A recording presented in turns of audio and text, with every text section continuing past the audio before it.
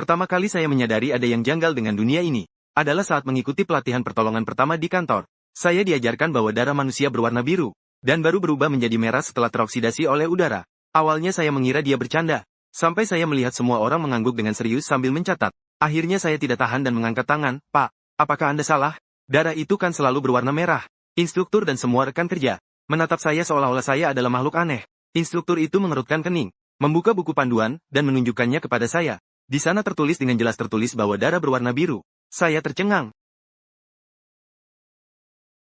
Saya membuka ponsel untuk mencari informasi, namun menemukan bahwa semua hasil pencarian sama dengan yang tertulis di buku panduan. Apakah kamu terlalu lelah akhir-akhir ini?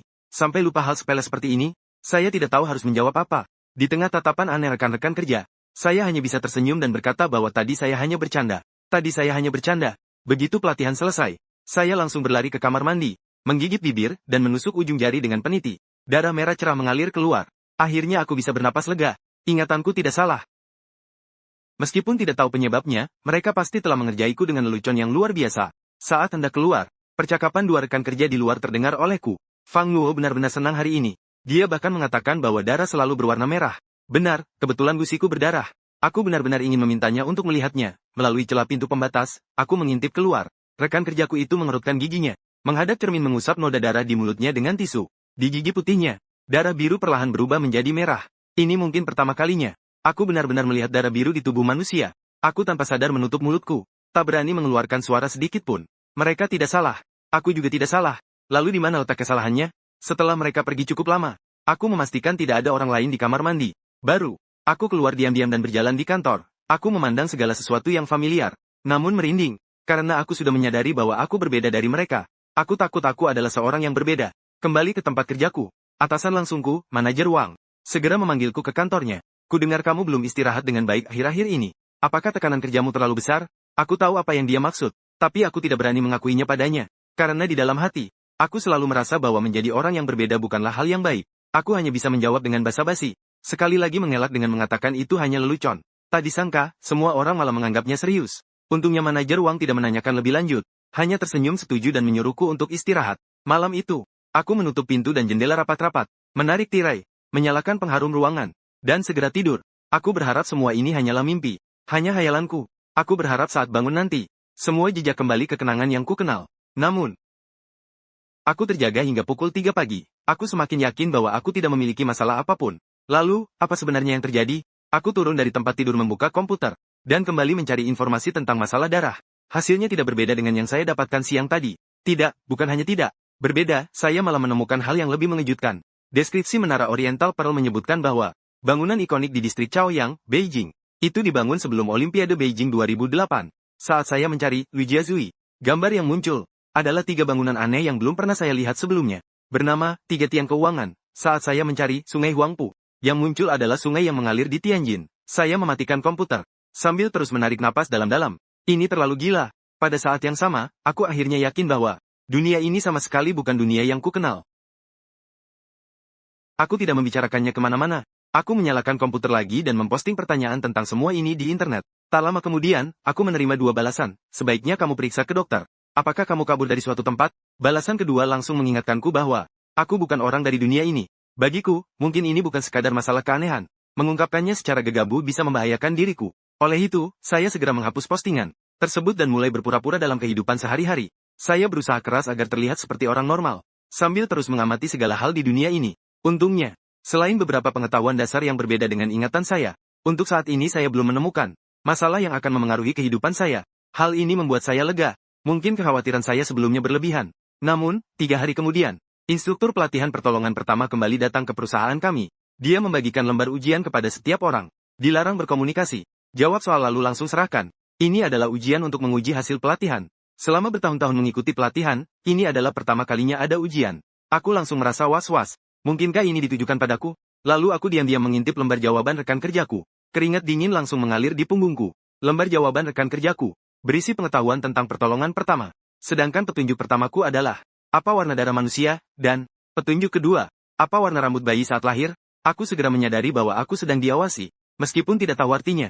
Tapi instingku mengatakan ini pasti bukan hal baik. Aku menahan gemetar jariku dan dengan tenang menulis biru dan putih. Guru itu menatapku dengan tatapan penuh arti. tapi tidak mengatakan apa-apa. Aku tidak tahu apakah ini berarti aku lulus. Tapi aku tahu bahwa mulai saat ini aku harus lebih berhati-hati setiap saat. Siang hari berikutnya, aku dan dua rekan kerja pergi makan di restoran baru yang baru dibuka di dekat kantor. Pengalaman beberapa hari terakhir membuatku secara tidak sadar menjadi lebih peka terhadap orang dan hal-hal di sekitarku. Jadi, aku segera menyadari bahwa meja di sebelah kami ada seorang pria yang duduk sendirian mengenakan jaket abu-abu. Dalam ingatanku, sepertinya aku pernah melihat orang ini di kereta bawah tanah pagi tadi. Aku mengambil ponsel dan menggunakan layarnya sebagai cermin. Dalam waktu kurang dari 1 menit, dia menengadah 3 kali. Tapi setiap kali, dia melirikku dengan santai seolah-olah kebetulan. Hatiku sudah mengerti, benar saja. Dia mengincarku, aku tidak membongkarnya. Berpura-pura tidak tahu apa-apa, dan makan bersama rekan kerjaku. Sore harinya, setelah kembali ke kantor, aku kembali dengan alasan, pergi ke minimarket di lantai bawah untuk membeli beberapa barang.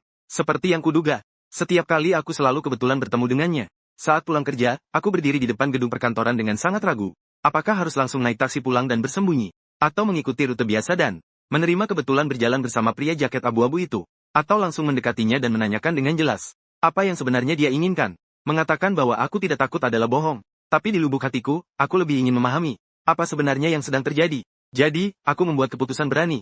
Aku mengganti rute pulang. Aku tidak melewati jalan besar seperti biasa, melainkan memutar ke gang-gang tua di jalan yang pernah aku sewa. Setelah melewati 3 persimpangan, aku masuk ke sebuah minimarket, memesan oden.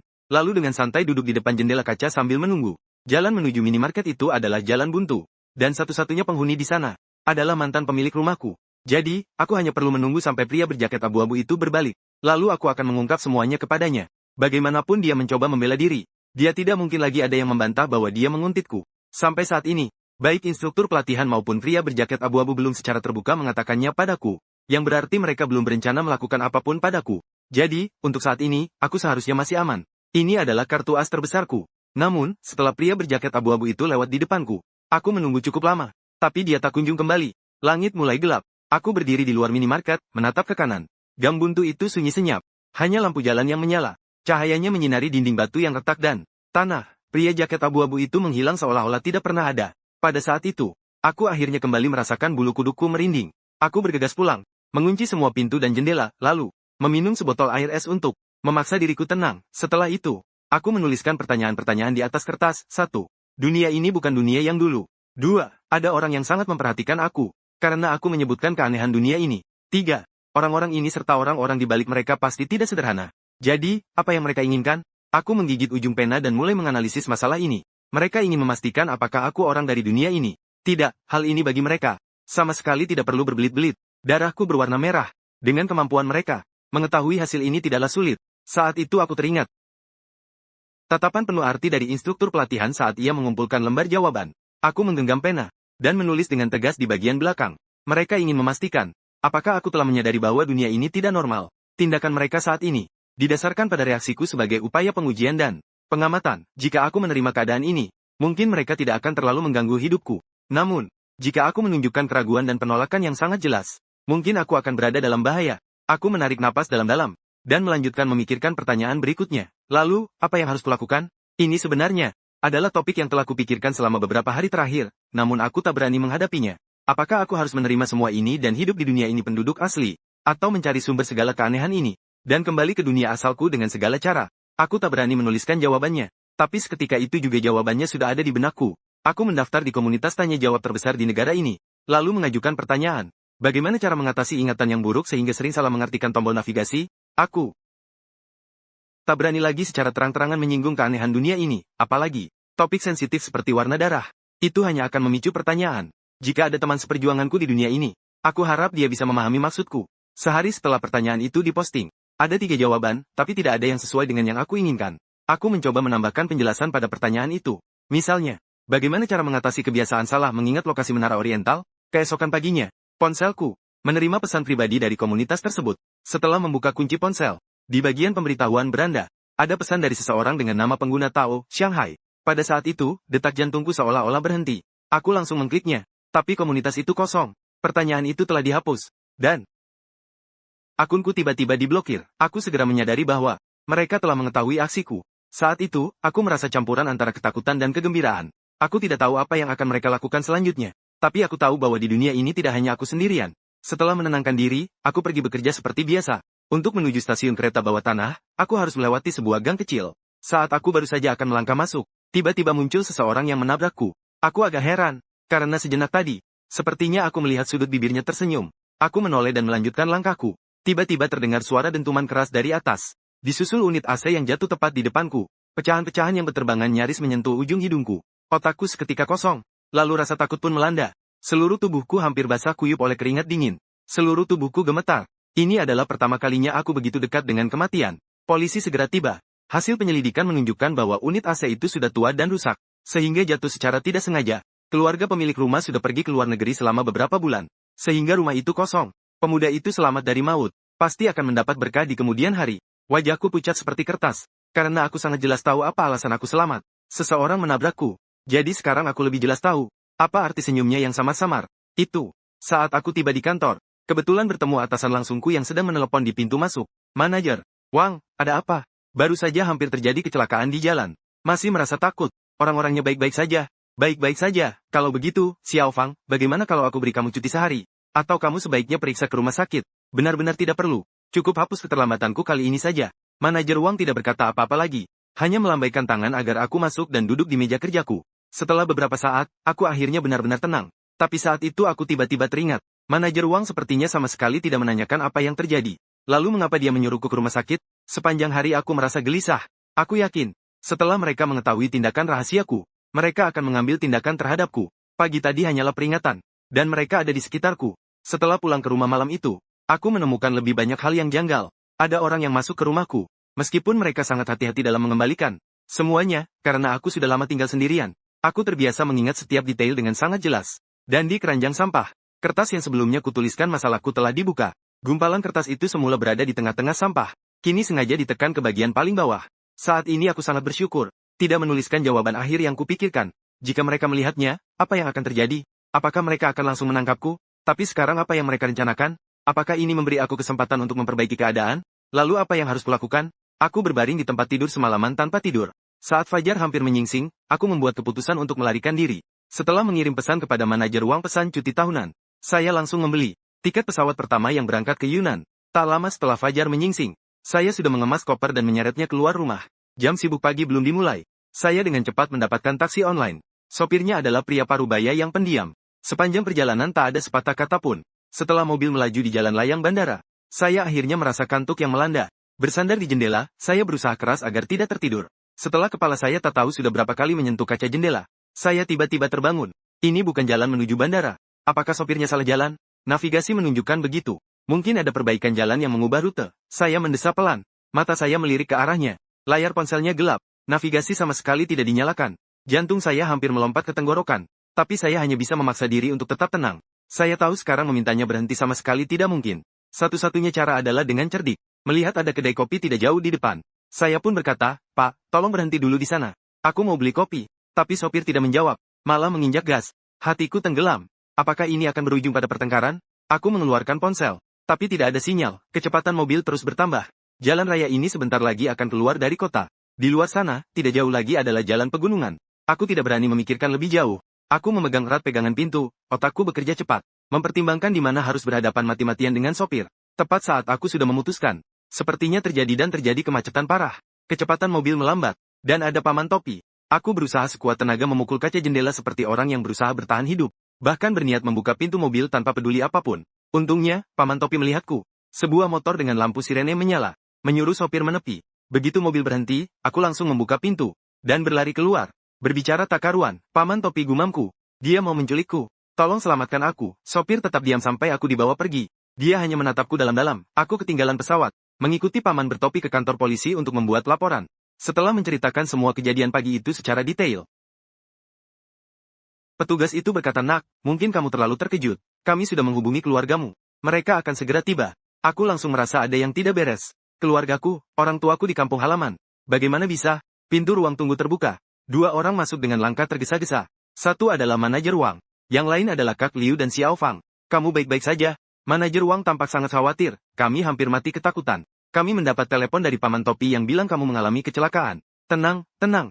Kami sudah datang." Aku menatap mereka, tapi senyum palsu pun tak bisa kubuat. "Manajer Wang, Kak Liu, bagaimana bisa kalian ada di arsip perusahaan? Kalian adalah kontak darurat yang aku tentukan. Apa kalian lupa formulir yang diisi saat pertama kali masuk kerja?" Aku benar-benar tidak ingat. Tidak, aku pasti tidak akan mencantumkan mereka sebagai kontak daruratku. Tiba-tiba, aku menyadari bahwa penilaianku terhadap mereka sebelumnya terlalu naif. Latar belakang mereka tak terduga. Polisi menyarankan saya pulang untuk istirahat. Manajer uang mengantar saya dengan mobil. Sepanjang perjalanan, dia dan Suster Liu terus menenangkan saya. Saat hampir sampai di rumah saya, dia akhirnya bertanya dengan hati-hati. Kamu terlihat tidak baik-baik saja akhir-akhir ini. Mau ke dokter? Aku kenal seorang psikiater yang sangat baik. Masalahmu seharusnya bisa cepat teratasi. Tiba-tiba saya ingat, ini adalah kali kedua dia menyarankan saya untuk ke dokter. Dan juga terjadi segera setelah kecelakaan itu. Dokter Li ini benar-benar profesional. Setelah mobil berhenti di bawah gedung tempat tinggalku, manajer uang menoleh, menatapku dengan wajah tulus. Terkadang apa yang kita lihat, dan percayai belum tentu benar. Mungkin tekanan yang terlalu besar telah menimbulkan ilusi. Dokter bisa membantumu membedakan mana yang nyata, dan mana yang hayalan. Kata-katanya sudah terasa sangat janggal. Seolah-olah ada sesuatu yang tiba-tiba terhubung di benakku. Semuanya adalah ulah mereka. Ketika mereka menyadari tindakanku, dua kecelakaan itu bukan karena keberuntunganku, melainkan setiap kali berada di ambang bahaya. Melainkan mereka yang memperingatkan saya. Jadi, apakah saya masih punya kesempatan ketiga? Menghadapi tatapan penuh kepedulian manajer Wang dan kakak Liu, entah berapa detik kemudian saya mengangguk. Baiklah, saya akan mencobanya. Mereka sepertinya lega. Manajer Wang menyerahkan sebuah kartu nama kepada saya. Kakak Liu berkata tidak perlu khawatir soal cuti.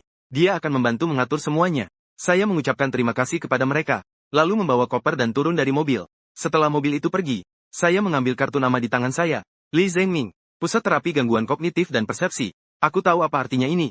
Mereka memberiku kesempatan terakhir untuk menemui dokter, menjalani pengobatan, dan mengakui bahwa semuanya hanyalah ilusiku. Lalu, aku bisa terus menjadi orang normal di dunia ini. Jadi, apakah aku benar-benar harus pergi? Aku duduk di rumah, menganalisis situasi saat ini. Mereka tidak hanya bisa melacak pergerakanku, tetapi juga mengendalikan banyak hal yang menurutku hampir mustahil. Dunia ini sudah tidak ada tempat yang aman. Jadi, daripada membiarkan mereka mengungkap penyamaran terakhir mereka dan menculikku secara paksa, lebih baik saya bekerja sama dan terus memainkan sandiwara ini. Siapa tahu, saya masih bisa memberi diri saya sedikit ruang untuk bermanuver. Selain itu, ada satu hal terpenting, tidak ada hasil tanpa risiko. Saya selalu merasa bahwa di tempat Li Jungmyung, ada jawaban yang ingin saya ketahui. Saya memutuskan untuk mengambil risiko. Setelah memikirkan hal ini, saya menelepon nomor yang tertera di kartu nama dan membuat janji dengan Li Jungmyung pukul 3 sore. Tepat pukul 3, perawat di resepsionis membawa saya ke sebuah ruang konsultasi. Di dalamnya ada seorang pria yang tampaknya berusia di bawah 40 tahun. Tersenyum sambil mengulurkan tangan. Selamat siang, Tuan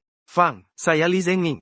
Lalu saya duduk di kursi santai yang mirip sofa, persis seperti adegan di televisi. Manajer Wang mengatakan, belakangan ini Anda sepertinya mengalami beberapa masalah katanya. Saya baru-baru ini mengalami beberapa hal yang membuat saya takut.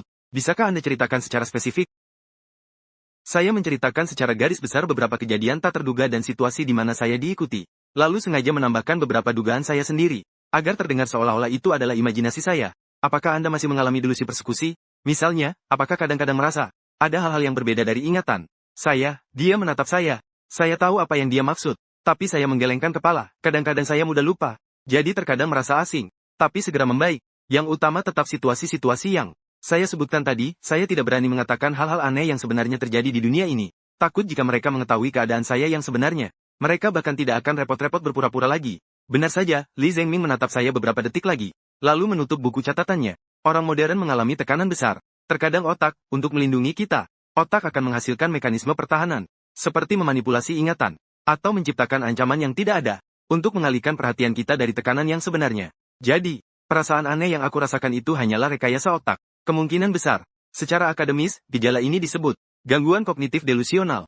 Lalu, apa yang harus aku lakukan? Kita bisa mulai dengan beberapa pemeriksaan, seperti pemindaian otak, dan setelah dievaluasi, kami akan memberikan rencana pengobatan yang spesifik. Tapi umumnya prosesnya cukup mudah, jadi tidak perlu khawatir. Aku menangkap intinya. Pemeriksaan otak itu pakai mesin, kan?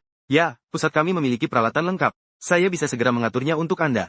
Hati saya berdebar kencang. Akhirnya dia menunjukkan niat aslinya. Meskipun saya tidak tahu seperti apa peralatan yang dia maksud, tapi jelas sekali bahwa begitu saya berbaring di atasnya, saya akan menjadi mangsa yang tak berdaya. Jadi, saya beralasan bahwa hari ini saya hanya datang untuk melihat-lihat dulu, dan berencana pulang untuk bersiap-siap sebelum menjalani pengobatan secara konkret. Tidak apa-apa, Tuan Fang. Peralatan kami sangat canggih, dan pemeriksaannya cepat. Tidak akan mengganggu kehidupan normal Anda. Semakin Li Zhengming menjelaskan, semakin saya yakin dengan dugaan saya sebelumnya. Saya mencari beberapa alasan lagi, tapi dia tidak hanya tidak setuju saya pergi, bahkan menunjukkan ketidaksabaran dan sikap keras. Melihat suasana tidak baik, saya tiba-tiba mendapat ide dan mengatakan ingin melihat-lihat dulu. Li Zhengming sepertinya lega dan langsung menyetujuinya. Bagus, ini memberi saya kesempatan lebih untuk mengenal tempat ini. dan mempersiapkan diri. Saya mengikuti dia, berdiri, dan masuk ke sebuah koridor. Di kedua sisi koridor berbagai ruang perawatan dan kantor. Di ujung koridor ada sebuah pintu logam tebal dengan papan nama. Setelah Li Zengming menggesek kartunya, dia membawa saya masuk. Di dalamnya adalah sebuah aula yang luas, dipenuhi berbagai alat, beberapa mirip mesin CT di rumah sakit, sementara yang lain lebih aneh, seperti peralatan dalam film fiksi ilmiah. Ini adalah area penilaian inti kami, pemindai MRI fungsional, kata Li Zengming sambil memperkenalkan nama beberapa mesin. Nama-namanya agak sulit diucapkan dan terdengar sangat canggih. Namun, yang paling aneh bagiku adalah banyaknya mesin di sini. Staf yang mengenakan jas putih, tampaknya juga sibuk, tetapi aku tidak melihat seorang pun pasien. Selain itu, sejak aku masuk, aku bisa merasakan para staf itu diam-diam mengamatiku, melihat ke arah pintu. Lampu indikator di samping pintu logam menyala merah. Perlu menggesek kartu untuk keluar. Seorang pria yang tampak seperti petugas keamanan telah berjaga di. Sekarang, tentu saja saya tidak akan lagi berpikir bahwa mereka akan dengan mudah membiarkan saya pulang. Otak saya bekerja dengan cepat, memikirkan cara untuk melarikan diri. Apakah Dr. Li akan mulai memeriksa sekarang? Li Zengming menatap saya. Seharusnya kita menandatangani kontrak dulu, kan? Saya ingin mempertimbangkan biayanya. Selain itu, saya merasa takut sendirian. Saya ingin keluarga saya datang menemani agar saya tenang. Tuan Fang, manajer Wang mengatakan bahwa biaya akan ditanggung sepenuhnya oleh perusahaan. Mengenai keluarga, saya rasa itu tidak perlu.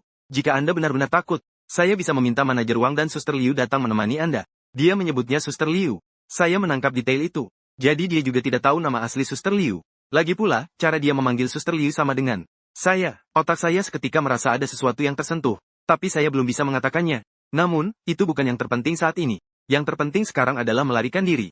Saya mengangguk tanpa menunjukkan emosi kepada Li Zengming. Baiklah, biarkan mereka datang. Bisakah saya menunggu mereka di ruang tunggu sebelumnya? Tinggal di sini. Saya merasa sedikit takut. Zengming berpikir sejenak, lalu mengangguk setuju.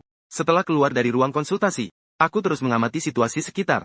Dari koridor ini kembali ke ruang praktik Li Zengming. Aku akan melewati persimpangan menuju resepsionis.